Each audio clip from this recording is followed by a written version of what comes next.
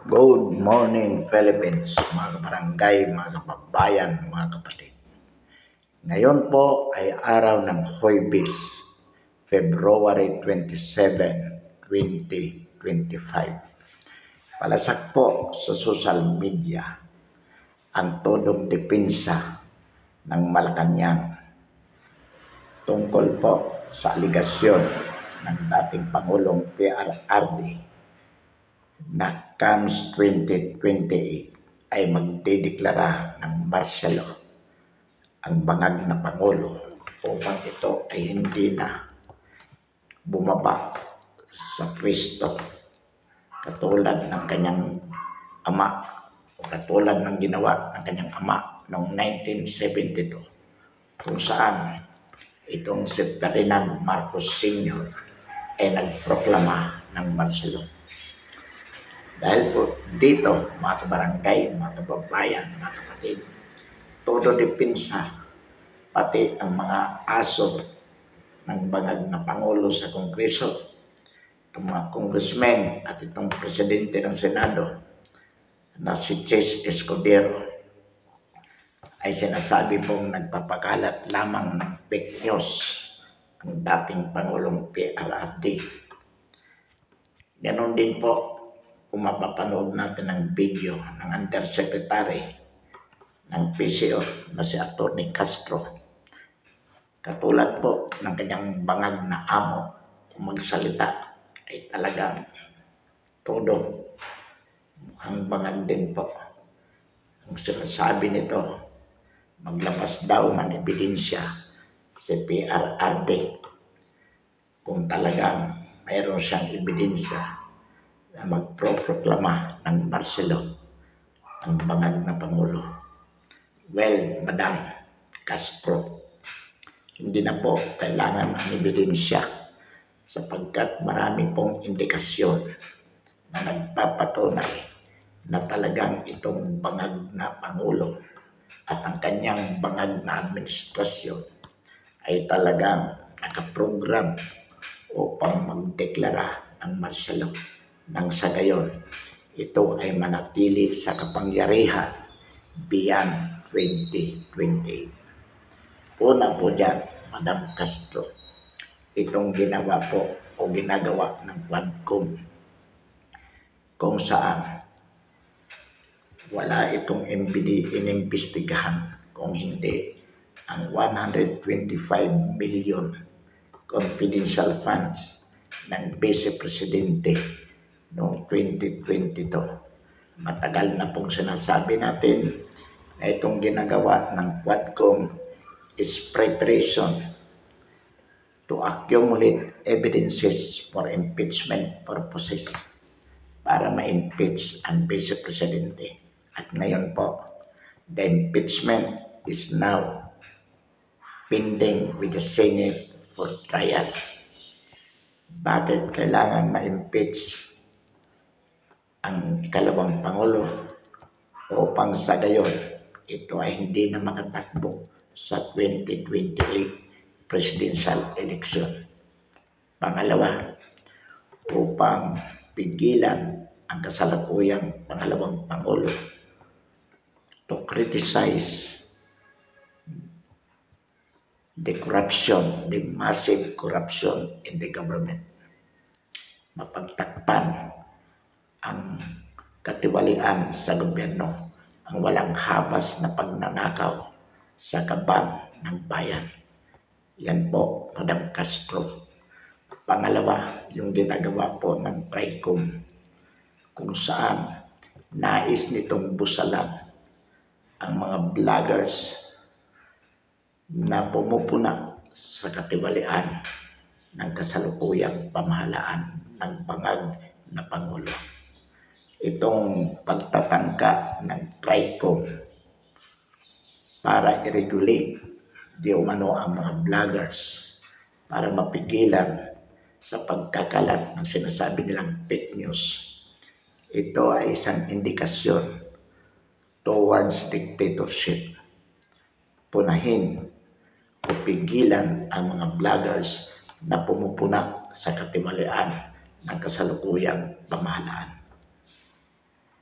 Bakit? Sapagkat ayaw nilang malaman ng sambayan ng Pilipino yung mga kalukuhan, kabulastugan na ginagawa ng mga nasa gobyerno. This is a very important, very essential element of dictatorship. Yan ang katunayan, Madam Castro, kung hindi mo naintindihan dahil marahil ikaw ay isang baganting katulad ng amo mo. Pangatlo, Madam Castro, itong walang habas na pagpapail ng kaso laban sa mga kritiko ng gobyerno. Ginagamit si General Torre bilang berdugo ng gobyerno upang kasuhan, sampahan ng kaso ng inciting to sedition lahat ng lumalaban sa gobyerno. That is also an indication of dictatorship. Yung panunuhol sa mga general, both in the armed forces and in the PNP, sinusuhulan upang sumunod, maging blind followers ng bangag na Pangulo to the prejudice of the Filipino people. Inuubos ang pera ng bayan upang suhulan ang mga congressman at mga senador. Ganon din po ang matataas na opisyalis ng gobyerno bilang isang malawakang sindikato ng walang habas na pagnanakaw sa pera ng sambayan ng Pilipino. Ito po ay ginawa ng dating Pangulong Pinoy sa pamamagitan ng DAP at PIDAP pork barrel. Sinuhulan niya ang Kongreso upang ma-impeach si Corona.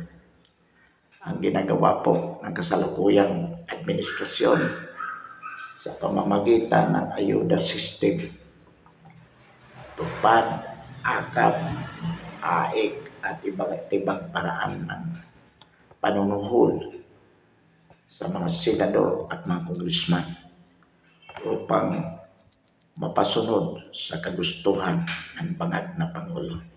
Isa pong malaking indikasyon towards dictatorship.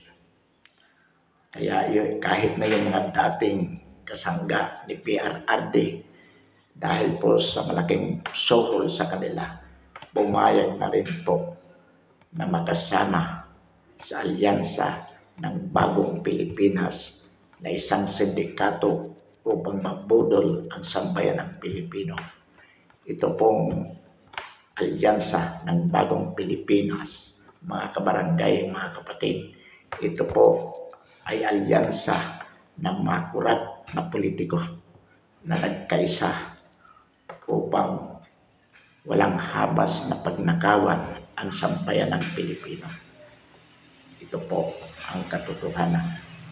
Mga kabarangay, mga kababayan, mga kapatid, kung narinig po natin ang privilege speech ni Arlene Rosas sa mababang kapulungan, ang sinabi po niya, ang lahat ng sinasabi ng Pangulo na di umano para sa kabutihan ng sambayan ng Pilipino ay kabaliktaran sa katotohanan.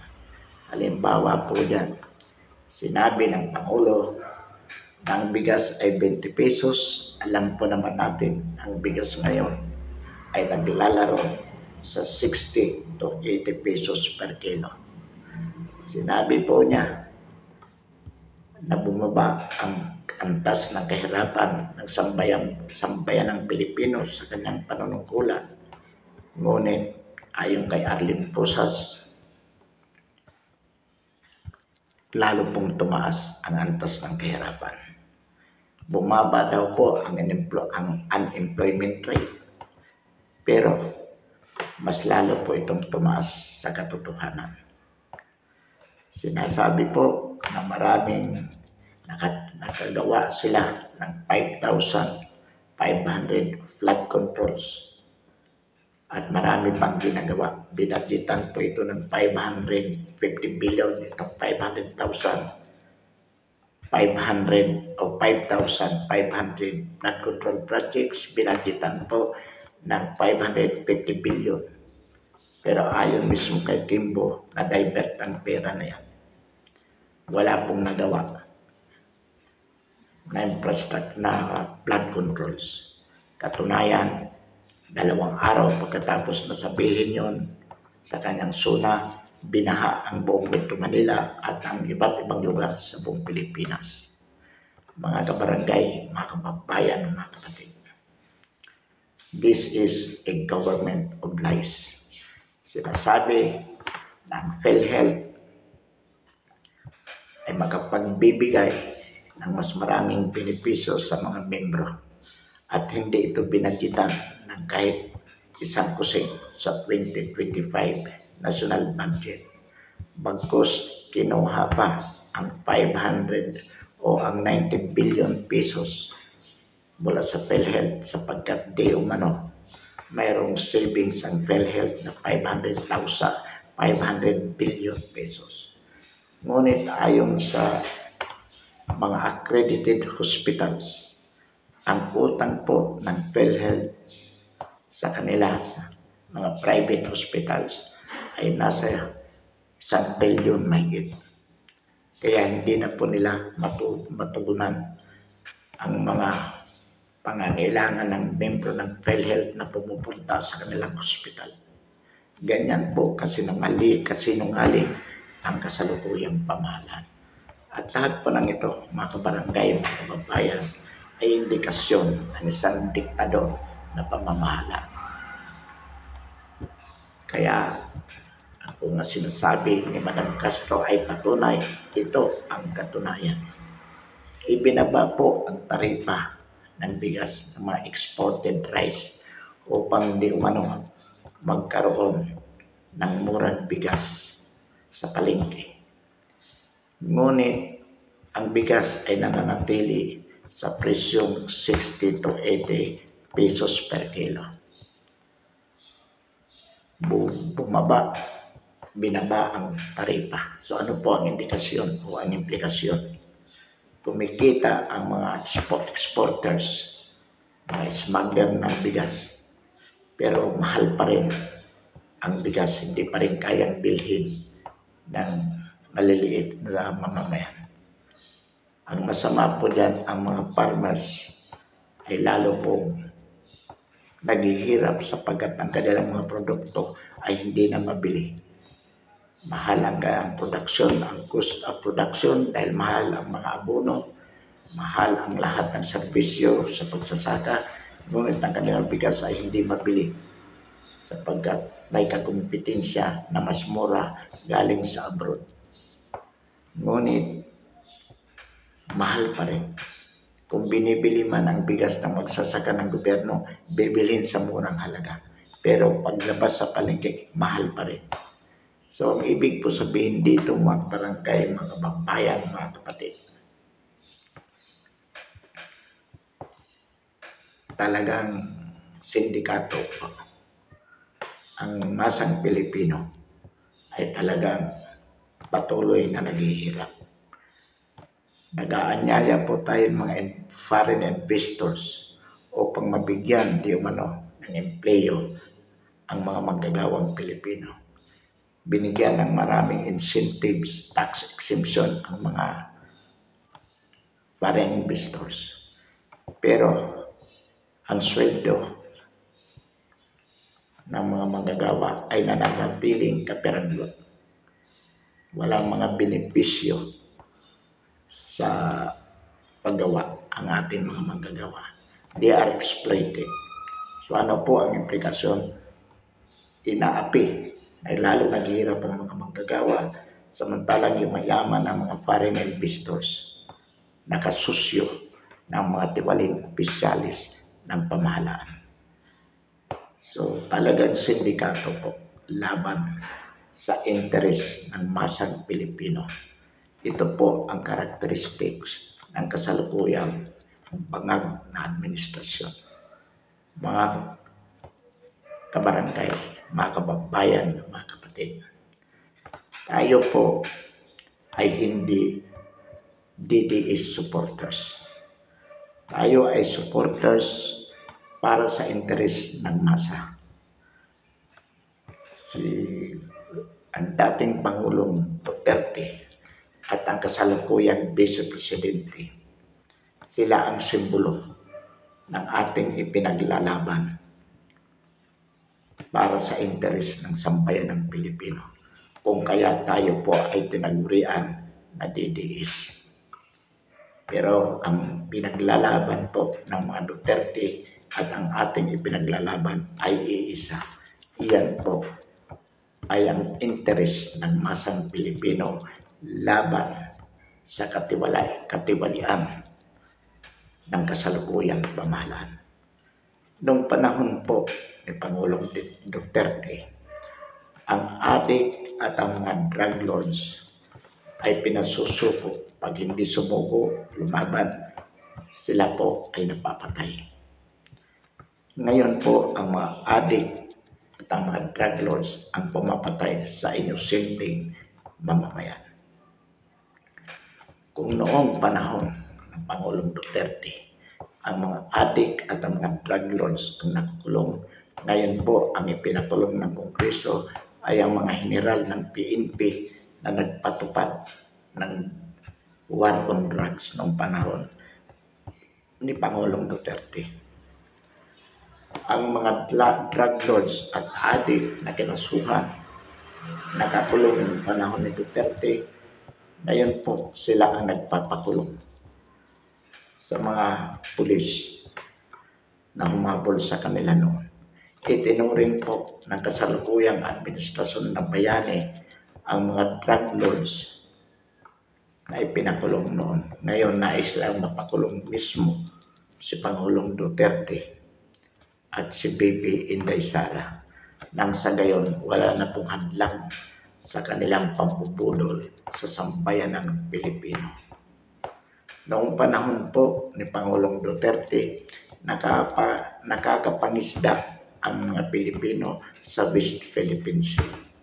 Sa ngayon po, hindi na nakakapangisda sapagkat hinaharas ng mga Chinese Coast Guard.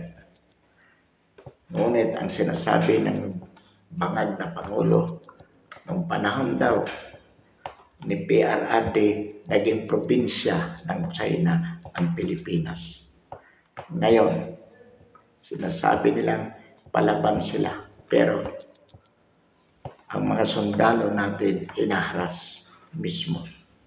Ayon pa nga sa balita, may sundalong naputulan ng daliri. Sinasabi nila handang makipagdigma ang Pilipinas sa China. Pero sinasalakay na ang mga barko ng Pilipinas, hindi naman sila lumalaban. Patuloy silang nagpapaapi. Iyan po ba ang sinasabi na noong panahon ni Duterte, tayo ay naging probinsya ng China? Kalukuhan po. Nagpapakita lamang na ang gobyerno ng bangag na Pangulo ay panay salita lamang na marami silang nagawa. Ngunit kabaliktaran sa katotohanan. Napanood po natin sa balita na ayon sa isang Associate Justice ng Supreme Court during the oral arguments, paulit-ulit daw na pinunduhan itong infrastruktura, itong tulay sa Guimaras. Pinunduhan ito ng Korean banks. Pinunduhan na paulit-ulit ng pamahalaan ng gobyerno, pero hindi pa nasisimulan ang proyekto na yan. Ganon po katiwali ang kasalukuyang pamahalaan. $1 billion ang pundo dito. Saan napupunta? Habang sila ay nagpapakasarap sa buhay, ang sambayan ng Pilipino ay patuloy na nagdurusa sa kahirapan. Itong mga senador, kandidatong senador sa alyansa ng Bagong Pilipinas, Mga dati po itong karamihan dito, dating mga kakampi ni PRRD. Pero ngayon nagbaliktaran po. Dahil po sa pera, sa suhol sa kanila. So ano po ang ibig sabihin niyan? Hindi sila tunay nagmamalasakit sa sambayan ng Pilipino. Ang kanilang interest, ang sariling interest ang kanilang pinaglalaban. Sino-sino po ito, mga kabarangay, mga kababayan, mga kapatid, na sumali po sa bagong alyansa ng Pilipinas upang sumama sa sindikato ng bangag na Pangulo na lukuhin ang sambayan ng Pilipino. Ito po si Lacson, Soto, Pacquiao, Lapid, Rebilla, Cayetano, Villar, Binay,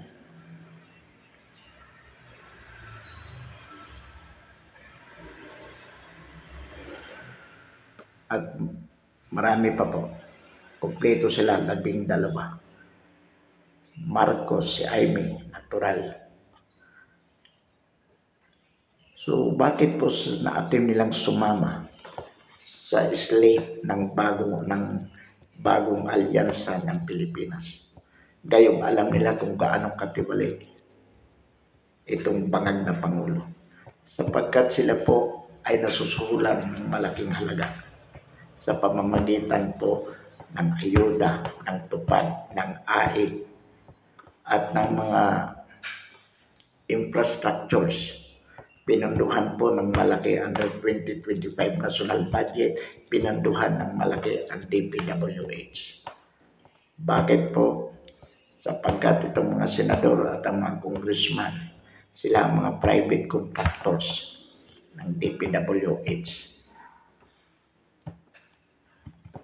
Ang napupunta sa project, actually, ang actual na napupunta ay mga 10% na lang.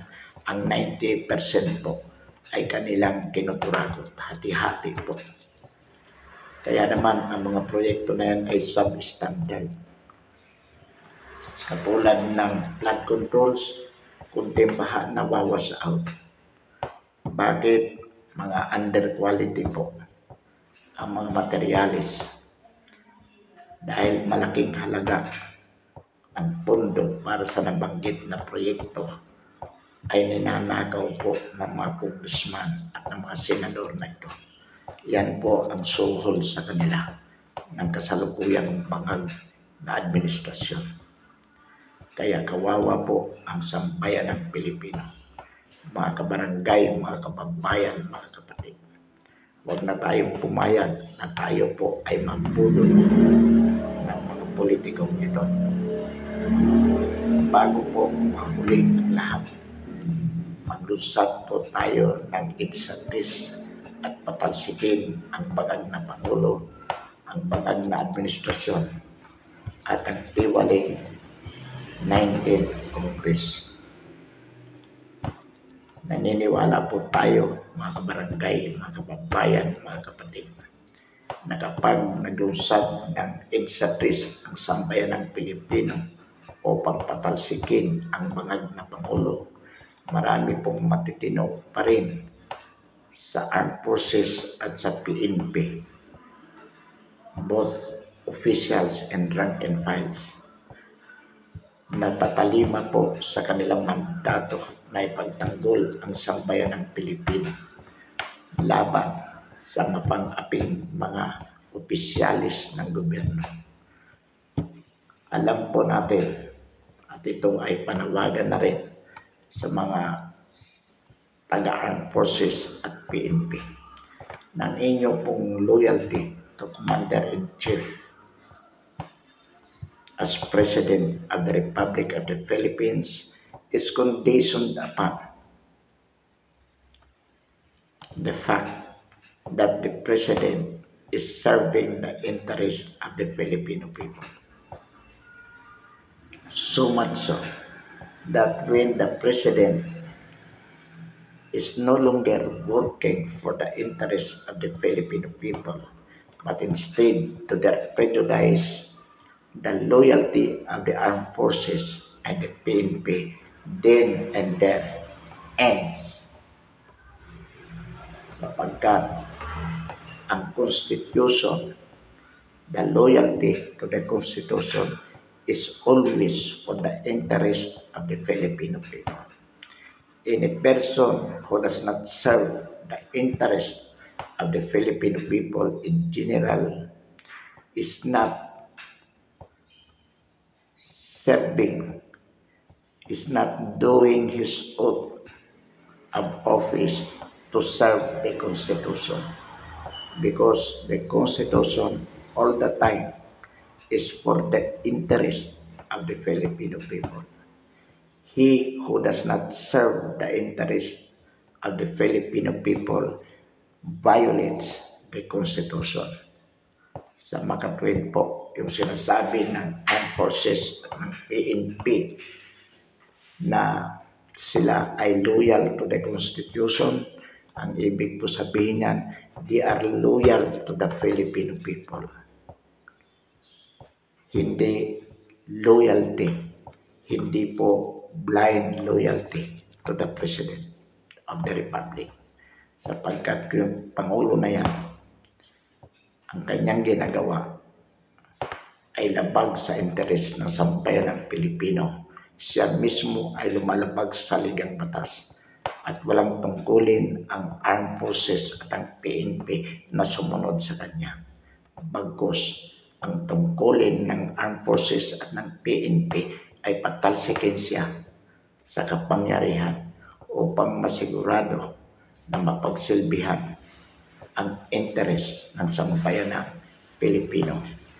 Yan po ang katotohanan, mga kabarangay, mga kababayan, mga kapatid.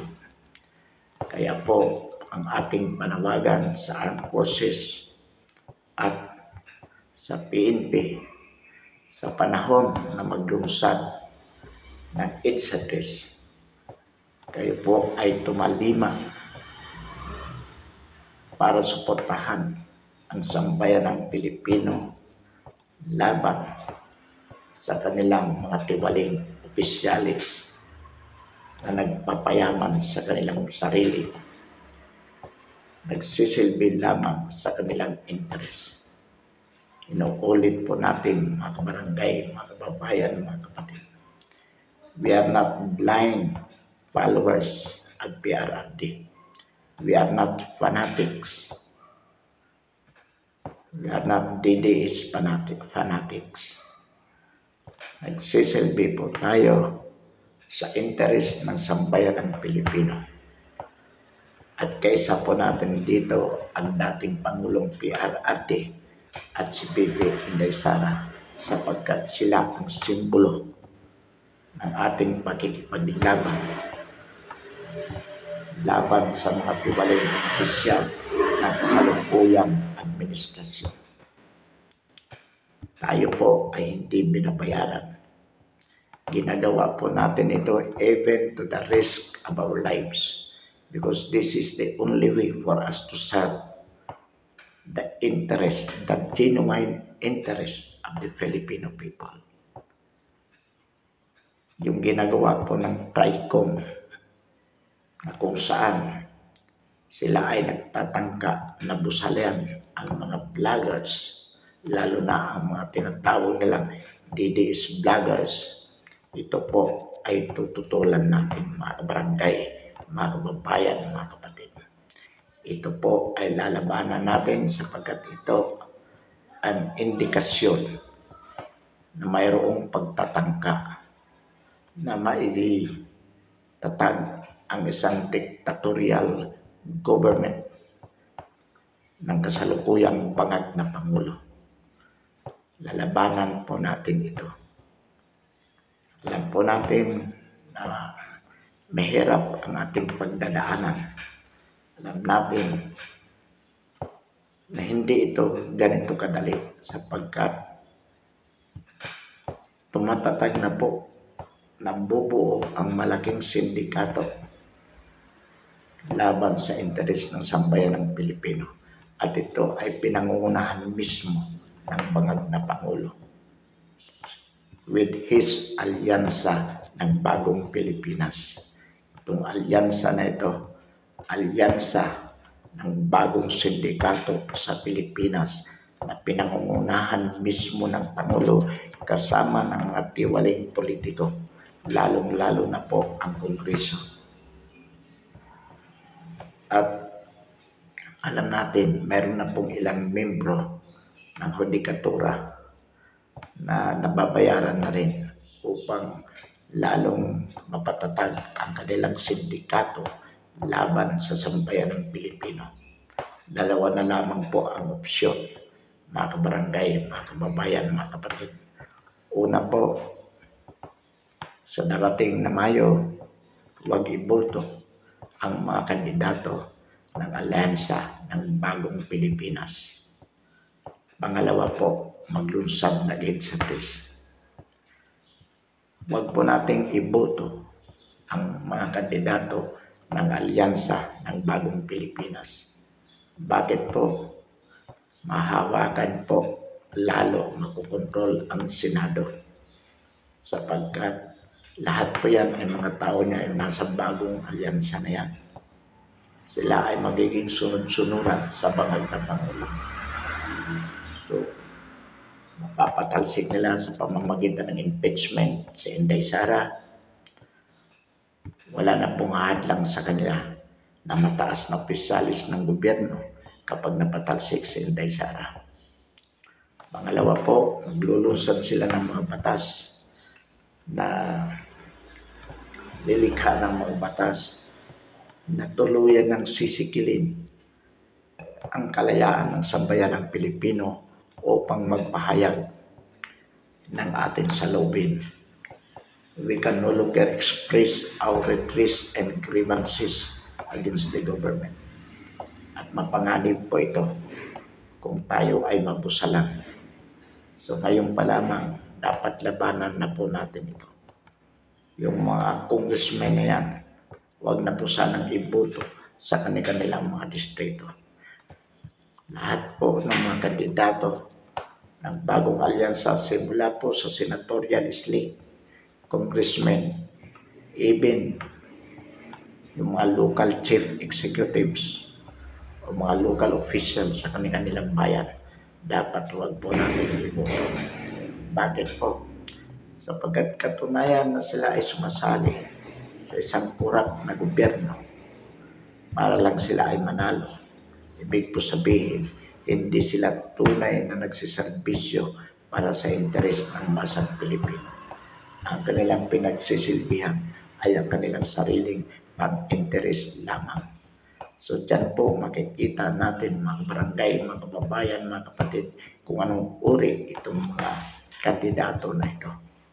So ang atin pong pakiusap sa buong Pilipinas, huwag iboto ang mga kandidato na nasa ilalim ng bagong alyansa ng Pilipinas, national man o local candidates.